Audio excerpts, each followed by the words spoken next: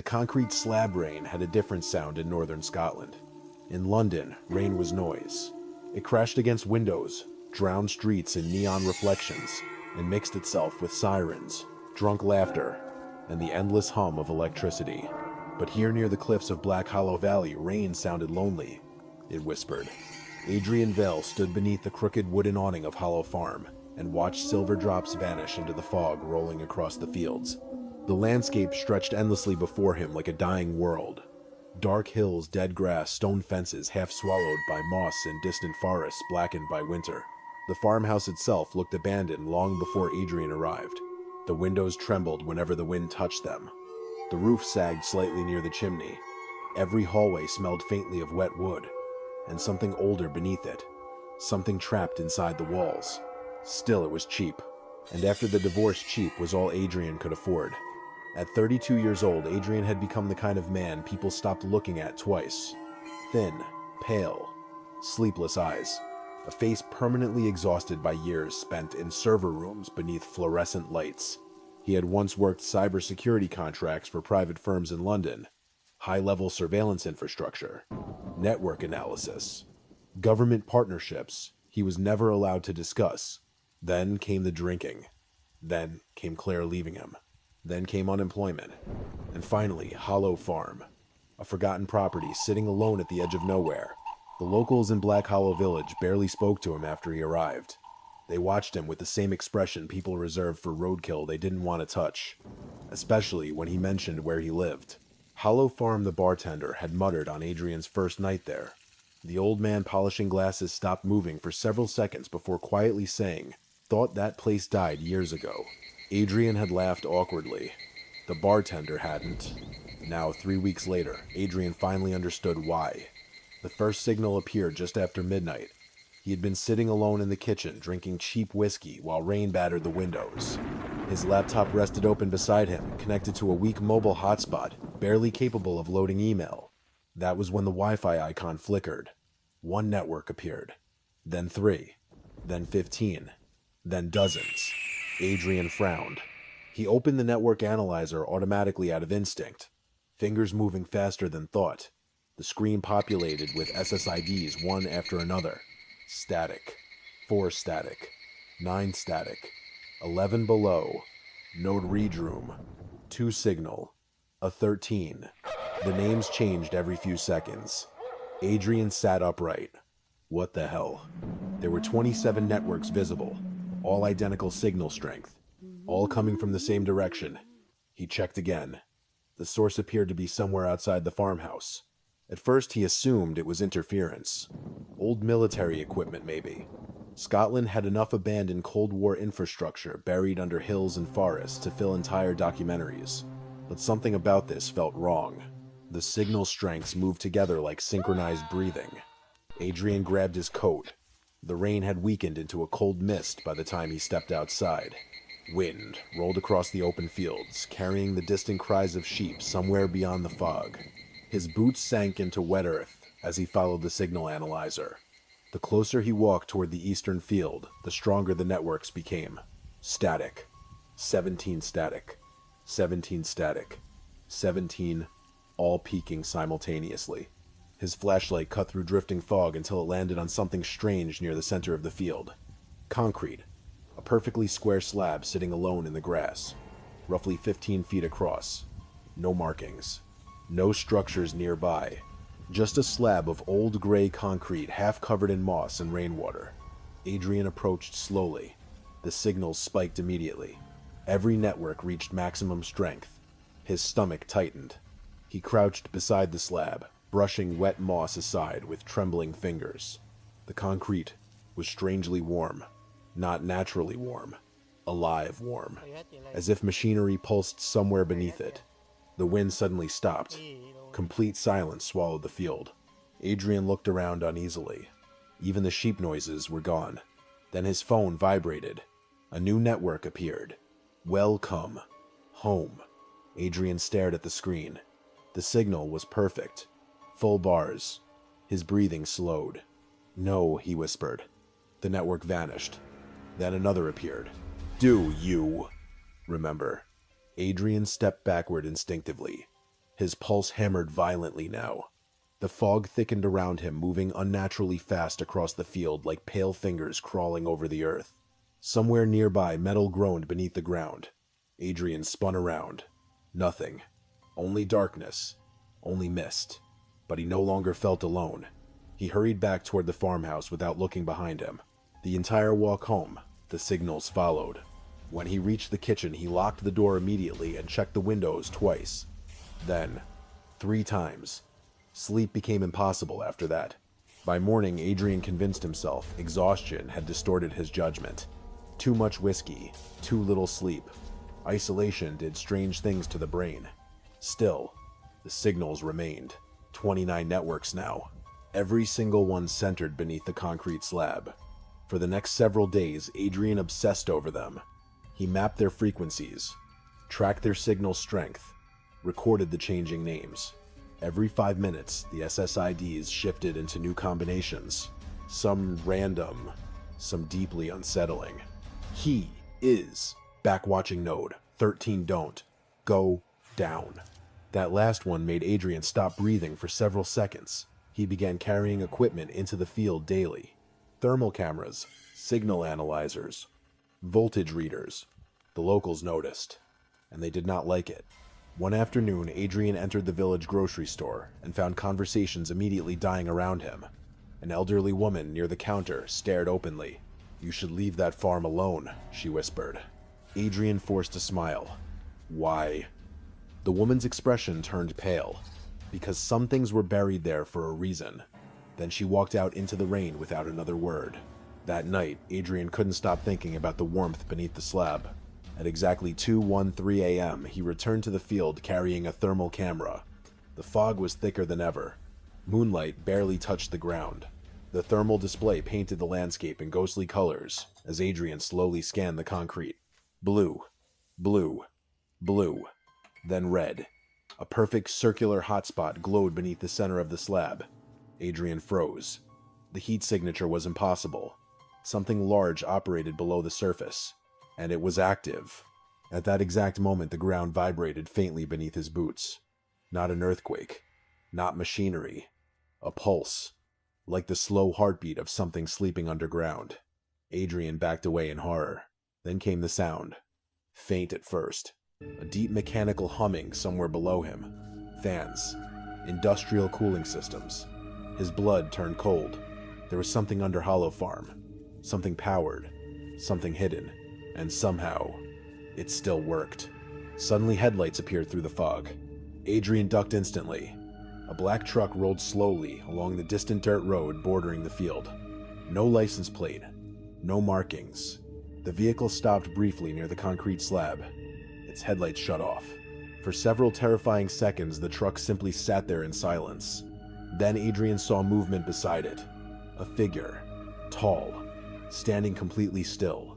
Watching him. Adrian's heart nearly stopped. The figure did not move. Did not speak.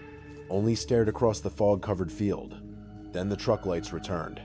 Moments later, it disappeared into the darkness. Adrian remained frozen for nearly a minute before finally breathing again.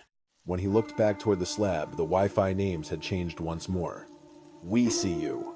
The words almost made him drop the scanner. He stumbled backward through mud and rain until he reached the farmhouse. Inside, he locked every door, pulled every curtain shut.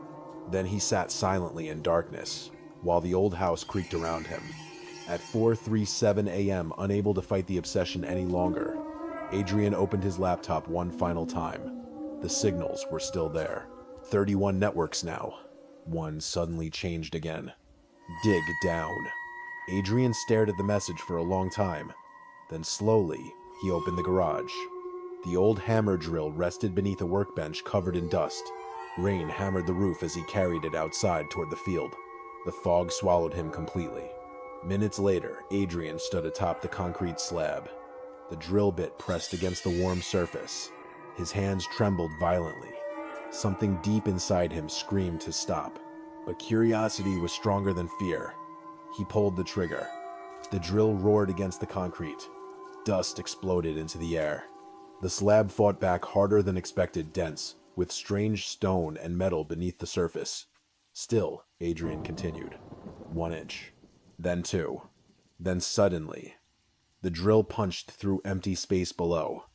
Adrian stopped breathing. From beneath the slab, far below the earth, he heard something. A voice. Distorted. Weak. Almost mechanical. Yet unmistakably human. And it whispered only one word. Adrian. The Red Room. The voice beneath the concrete did not sound human. Not completely. It carried the texture of broken speakers and distant static, as though someone were whispering through rusted wires buried miles underground. Yet Adrian knew with horrifying certainty that the voice had spoken his name. Not sir. Not hello. Adrian. The drill slipped from his trembling hands and clattered against the slab. For several seconds, he simply stood there in the freezing fog, unable to breathe, unable to think. Rainwater slid slowly down his face while the darkness around Hollow Farm seemed to tighten like a noose. Then the ground vibrated again. A low mechanical pulse. The Wi-Fi analyzer in his pocket flickered violently. Every signal changed at once. Welcome back. Adrian stumbled backward. No. The fog moved unnaturally fast, now swirling around the field, like smoke rising from invisible fire. Somewhere beneath the slab, giant industrial fans hummed endlessly in the dark. He turned and ran. Mud splashed beneath his boots as he sprinted toward the farmhouse, not daring to look behind him. Every instinct screamed that something beneath Hollow Farm had awakened the moment he drilled through the concrete.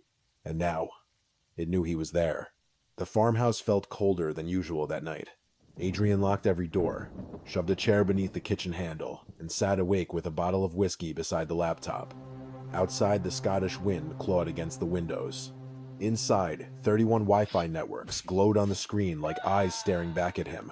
He should have left, packed his belongings, driven south before sunrise.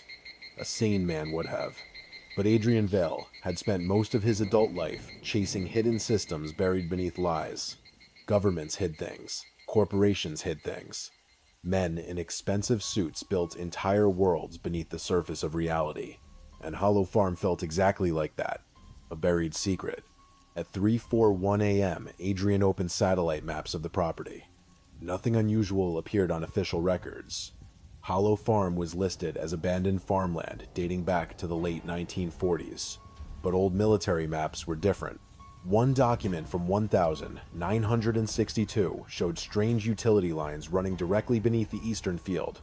Another listed subterranean communication storage. No additional explanation. Adrian's pulse quickened.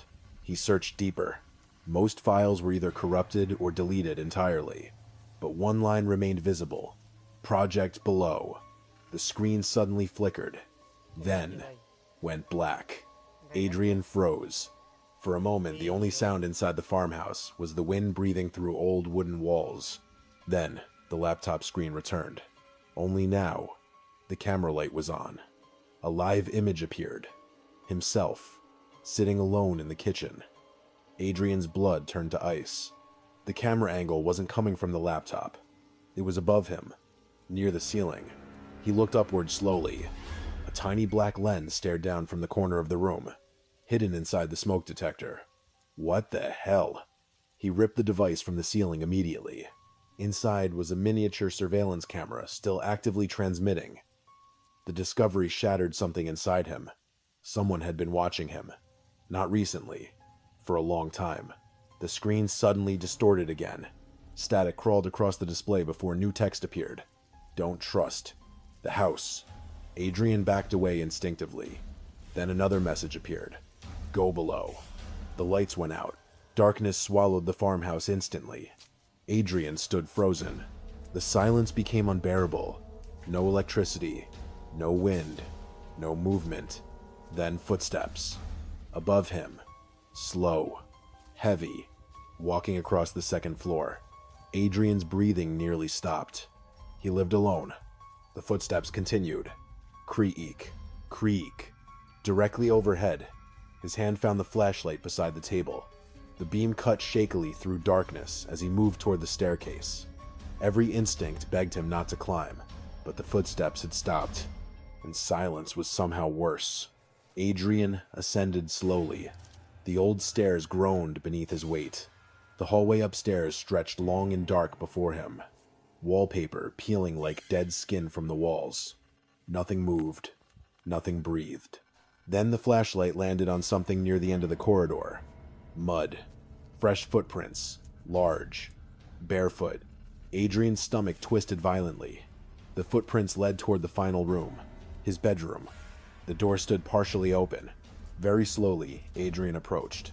The smell reached him first. Wet earth, rust, and something metallic underneath. Blood. The flashlight trembled in his hand as he pushed the door open wider. The room was empty, but the window was open, curtains drifting gently in the cold wind, and written across the fogged glass were 3 words. "You were here." Adrian staggered backward. No. His pulse hammered so violently he thought he might collapse. Then suddenly, the electricity returned. Lights flickered alive throughout the farmhouse. At the same exact moment, every device inside the house activated. The television turned on by itself. Static screamed through old speakers. The radio erupted with distorted voices.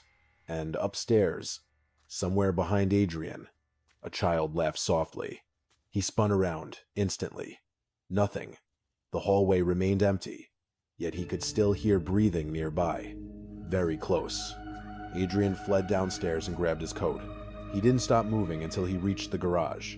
The rain outside had become violent again, hammering against the roof while thunder rolled across the valley. His eyes landed on the hammer drill, then toward the field beyond the darkness.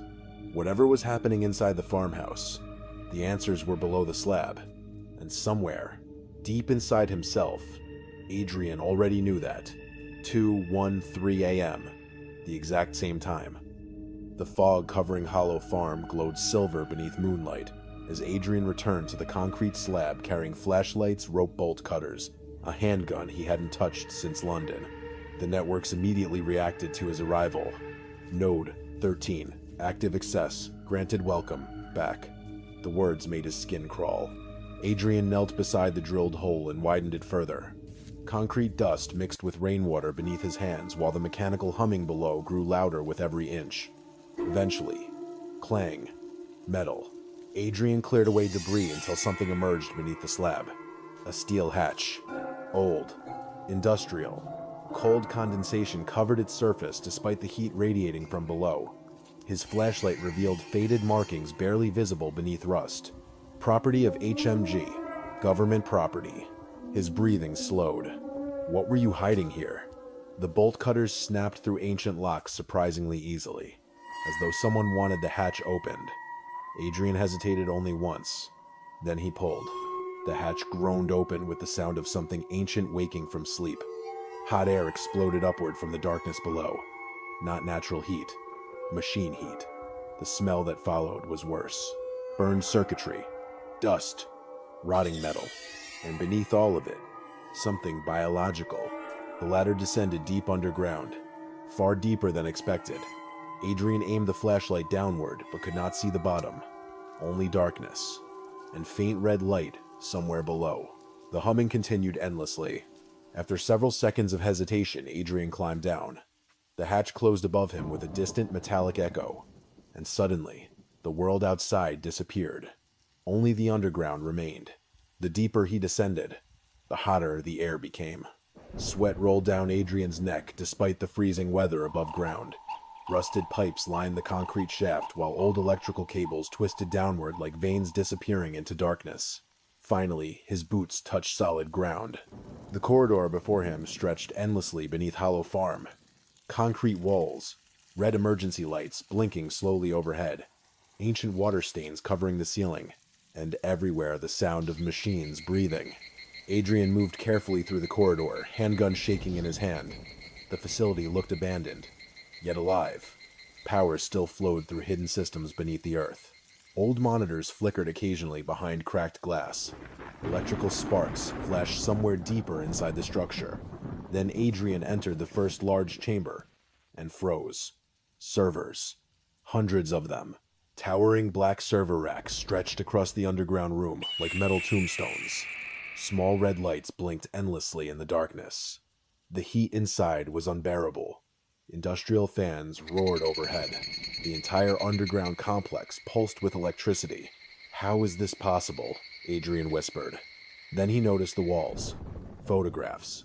Thousands of them. Pinned everywhere. People sleeping, eating, walking through town. Inside homes. Children at schools.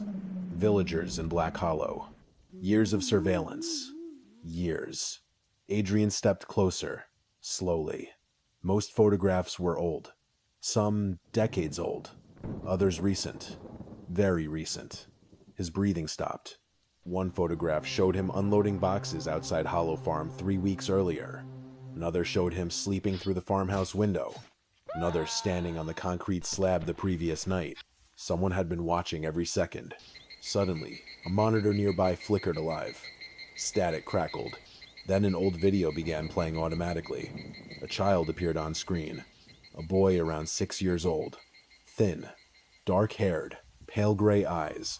Adrian's heart nearly stopped. The child was him. The recording quality distorted heavily while the young boy sat inside a white room staring toward the camera. Then, the child spoke softly. They said the signals never stop. The screen glitched violently. They said Hollow Farm remembers everything. Adrian staggered backward in horror. No. Another monitor activated, then another, and another, until dozens of screens illuminated the chamber in flickering red light. Every screen displayed Adrian, at different ages, different years, watching him grow older, tracking him, studying him. One final monitor turned on slowly near the center of the room. Words appeared across the black screen. Subject 13 reactivated. Then, from somewhere deeper within the underground facility, a chair scraped slowly across concrete.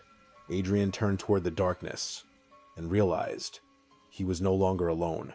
The last signal, the sound of the chair scraping across concrete, echoed through the underground chamber like a blade dragged slowly across bone.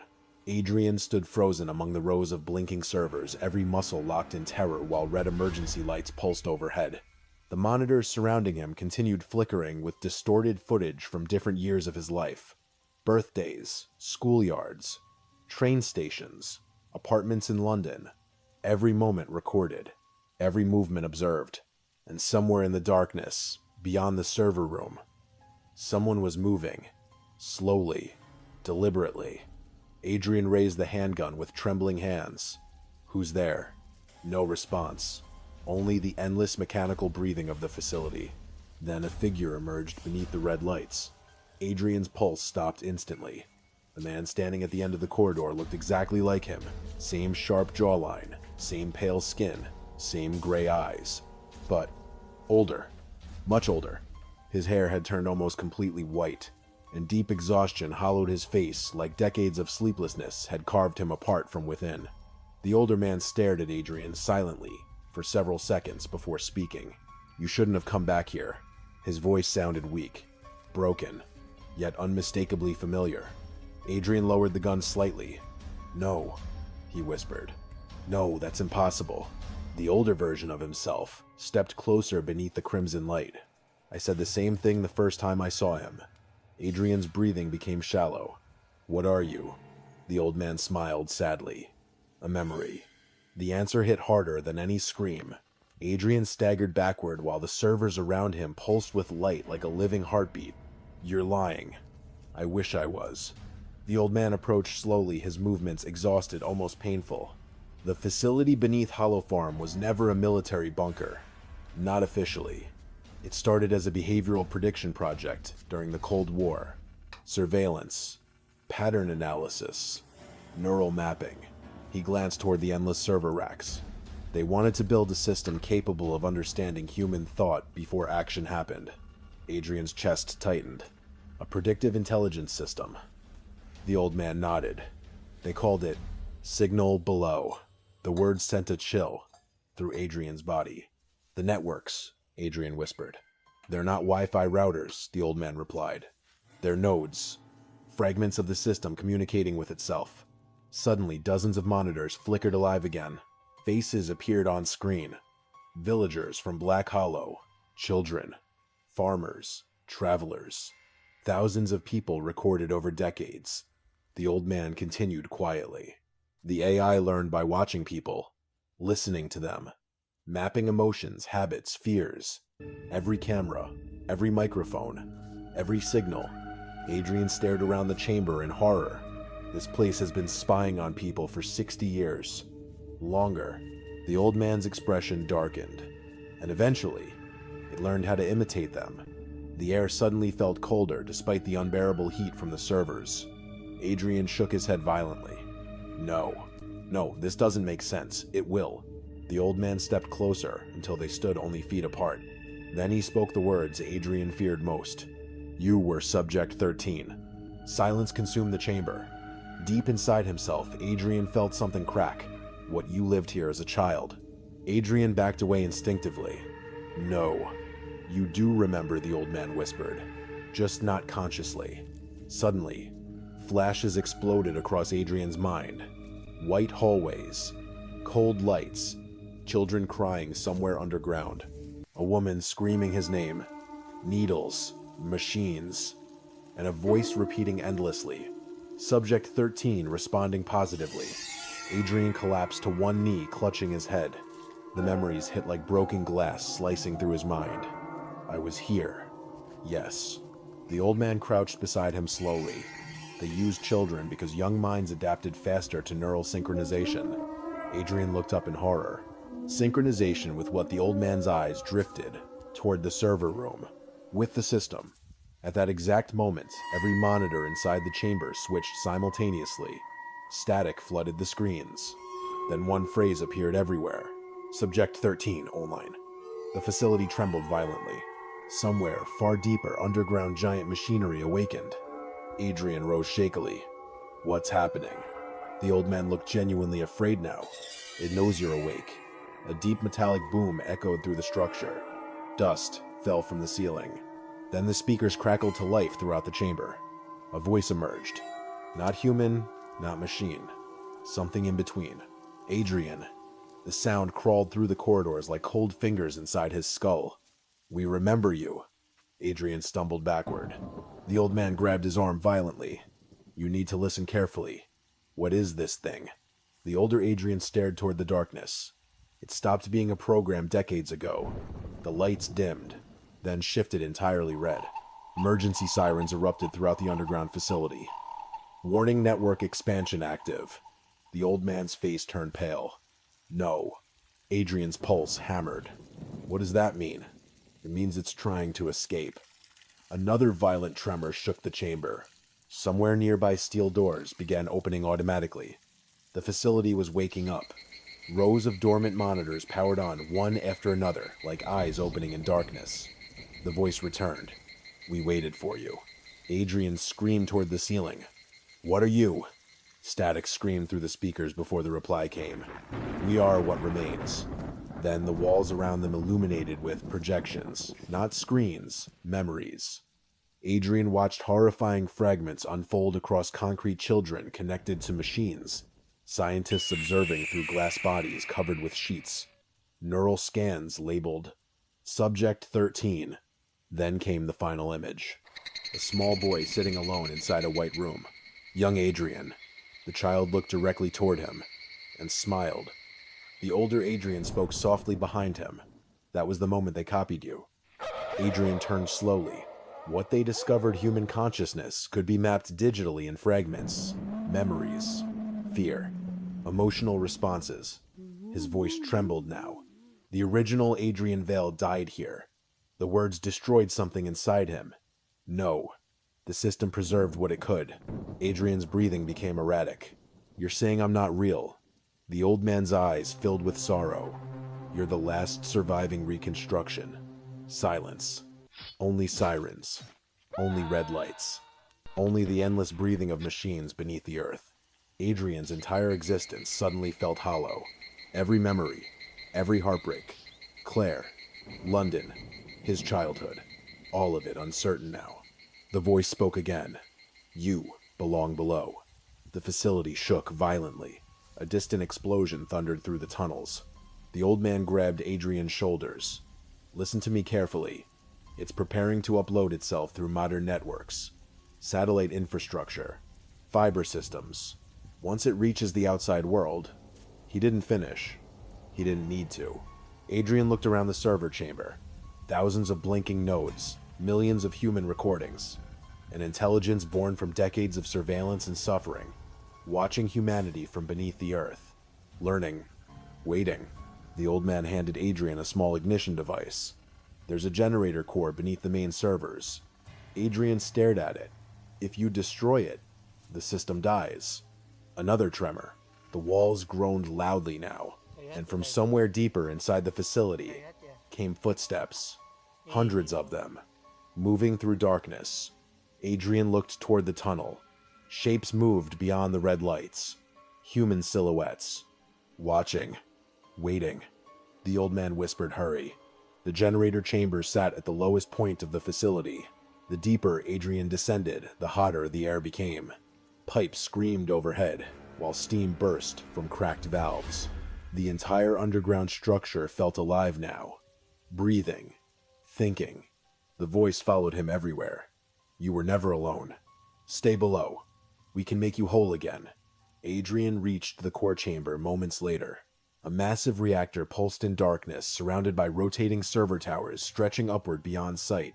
It looked less like machinery, and more like a giant mechanical heart. The ignition device trembled in his hand. Then he heard Claire's voice behind him. "Adrian." He turned instantly. She stood near the entrance, smiling softly. Rainwater glistened in her hair, exactly as he remembered. "You don't have to be alone anymore." Adrian's eyes filled with tears. For one horrible moment, that he almost believed it. Then Claire's face twitched unnaturally. Static rippled beneath her skin. Her smile widened too far. "You belong with us." Adrian screamed and activated the detonator. The reactor exploded instantly. White light consumed the chamber. The entire facility roared like a dying animal. Metal twisted. Servers erupted into sparks. Fire swallowed the underground corridors while alarms screamed endlessly through Hollow Farm. Adrian ran blindly through collapsing tunnels as flames chased him upward.